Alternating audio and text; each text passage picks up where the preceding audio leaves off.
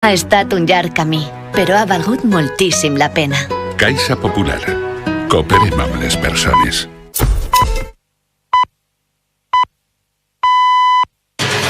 Són les 7. A punt. Notícies. Bon dia, és dilluns 5 de març de 2018. Benvingudes i benvinguts als informatius d'Apunt. L'oposició en ple a l'Ajuntament d'Alacant demanarà avui explicacions a l'equip de govern per l'aparició d'un dispositiu de gravació ocult a la regidoria d'Urbanisme. L'aparell estava enganxat amb cinta aïllant davall d'una taula del despatx de la regidora socialista Eva Montesinos. El responsable de seguretat de l'alcalde d'Alacant va descobrir el dispositiu fa 2 mesos.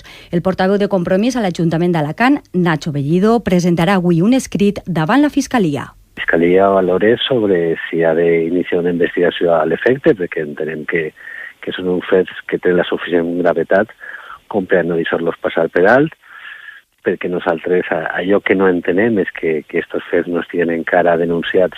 El regidor de Guanyar Alacant, Miguel Ángel Pavón, presentarà una denúncia a la comissaria de policia. El Partit Popular vol que s'aclarisca si es tracta d'un cas d'espionatge polític. Luis Barcala és el portaveu popular. Es ineludible que la concejal Eva Montesinos explique clara, precisa e inmediatamente este asunto por si pudiera tratarse o bien de un plan para realizar grabaciones ilegales, lo cual ya sería grave, o más aún un caso de espionaje político.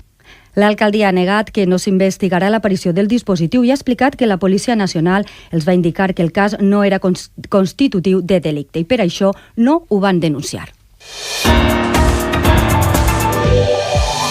L'Associació de Juristes Valencians reclama una reforma de la Constitució per a recuperar el dret civil valencià. Avui presenta la proposta a les Corts. La iniciativa té el suport de diversos sindicats, associacions empresarials i professionals. La recuperació del dret foral la va rebutjar el Constitucional en 2016. El president de l'Associació de Juristes Valencians considera que és una part fonamental de l'autogovern que és necessari recuperar. José Ramon Chirivella.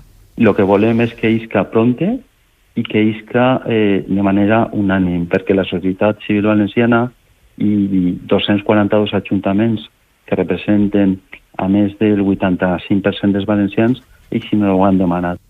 14 ciclistes van perdre la vida l'any passat en accidents a les carreteres valencianes. La tercera part d'estos van ser víctimes de conductors que circulaven sota els efectes de l'alcohol i les drogues. 2 carreteres, la Nacional 332 i la 340, concentren pràcticament la meitat dels casos, com el que el 7 de maig va causar la mort de 3 persones, mentre que 2 més van resultar ferides greus. Andrés Contreras és un dels supervivents. Y no te quedan esos recuerdos tampoco, que no recuerdo nada de ese día del accidente, ni de horas, se te pierden los recuerdos y de horas previas, ni del accidente recuerdo nada. Poden ampliar este tema en el web a.media.es. A Itàlia continua el recompte de vots de les eleccions generals. Amb més de la meitat de paperetes escrutades, el moviment 5 Estreles guanyaria les eleccions generals, tot i que els partits de dreta haurien aconseguit més vots. Així, tot indica que es manté la inestabilitat política a Itàlia. El dirigent del moviment 5 Estreles, Alessandro Di Battista, ha qualificat d'apoteòsics els resultats electorals. L'escoltem. Si tratterà di un trionfo del Movimento 5 Stelle, di una vera e propria apoteosi. Per la seva part, el primer ministre Paolo Gentiloni del Partit Demòcrata de Centreesquerra ha reconegut ja la seva derrota. Pel que fa a l'extrema dreta, tot indica que es quedarà sense representació parlamentària. A Los Angeles, al Teatre Dolby, fa una hora. And the Oscar goes to...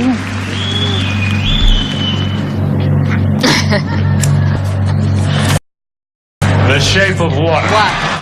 Este és el moment en què anuncien que La forma de l'aigua s'ha endut l'Oscar a la millor pel·lícula. Amb esta estatueta, Guillermo del Toro s'ha coronat en la gala. La pel·lícula del mexicà també ha guanyat els premis a la millor producció, banda sonora i direcció. Frances McDormand ha guanyat el premi a la millor actriu i el millor actor és Gary Oldman.